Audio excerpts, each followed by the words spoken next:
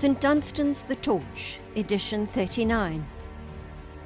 The John and Esther Elliman Long Cabe Rally 2024. The John and Esther Elliman Memorial Trust's annual Long Cabe Rally at the Sea Point Civic Centre and Promenade was an outstanding success. This event plays a crucial role in raising awareness about blindness and demonstrating how orientation and mobility training can empower individuals by fostering independence and freedom of movement. The Western Cape Organisations for the Blind united for another enjoyable day by the sea.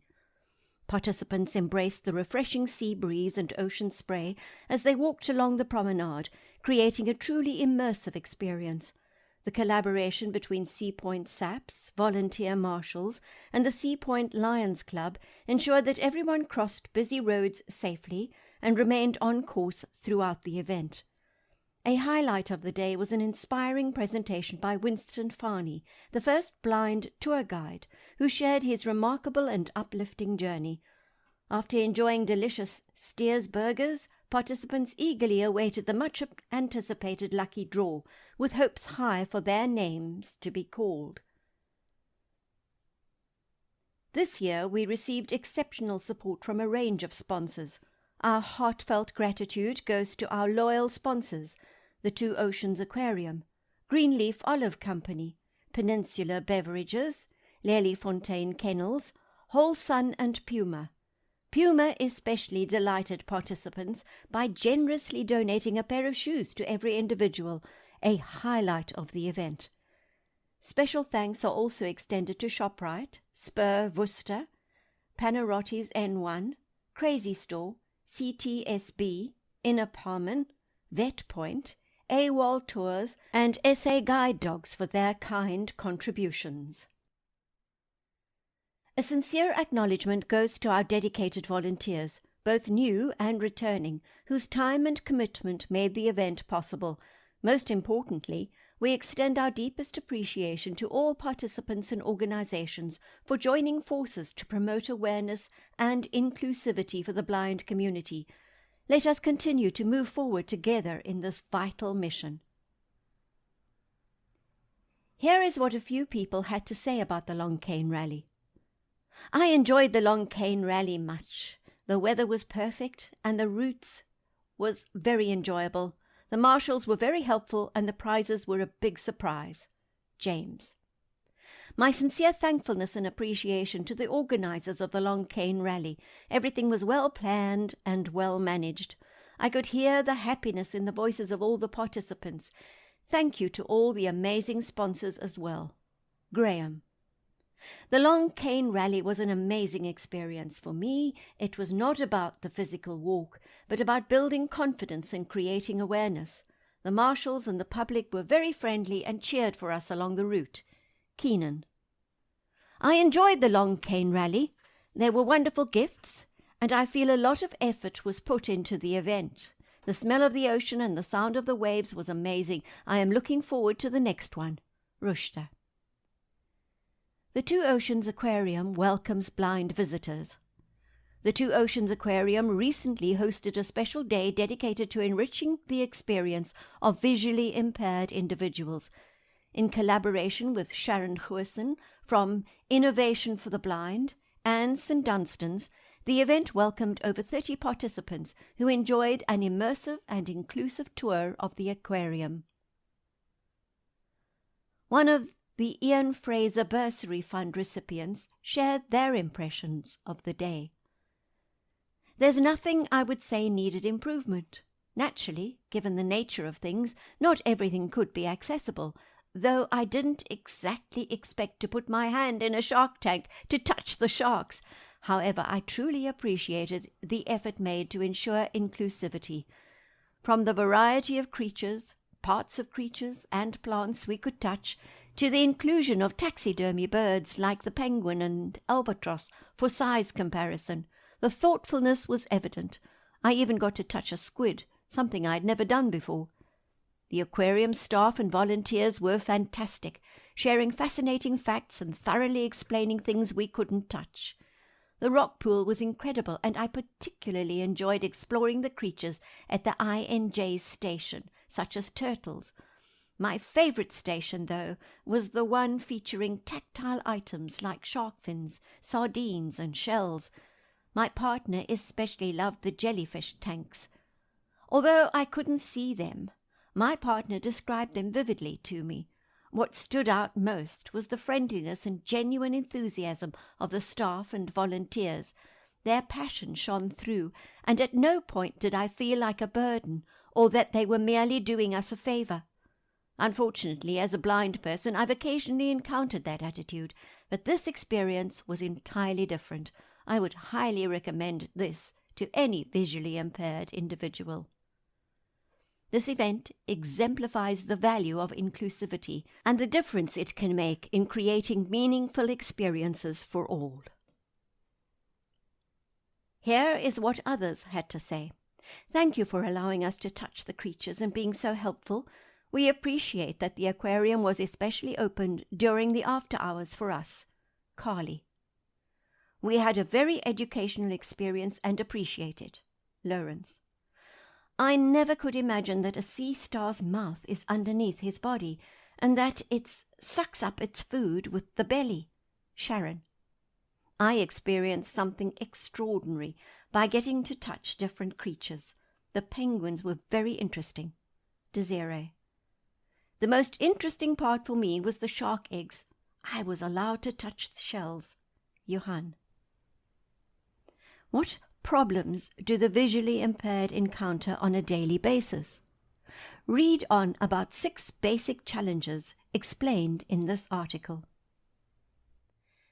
Having to deal with sight loss or low vision is merely one of the challenges that people who are blind or have low vision face when living life.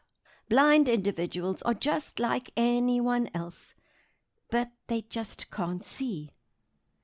Is this case as simple in real life as in our minds, though?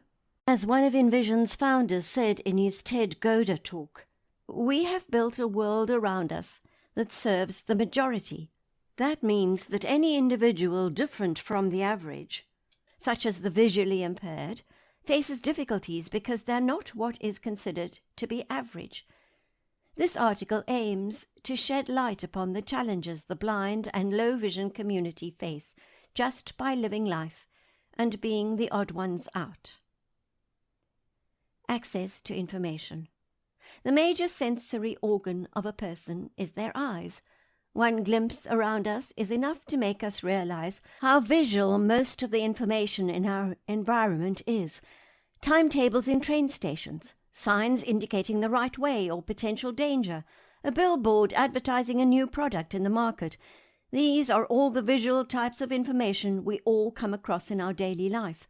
Most of this information is inaccessible for the blind and the visually impaired, inhibiting their independence, since access to information signifies autonomy.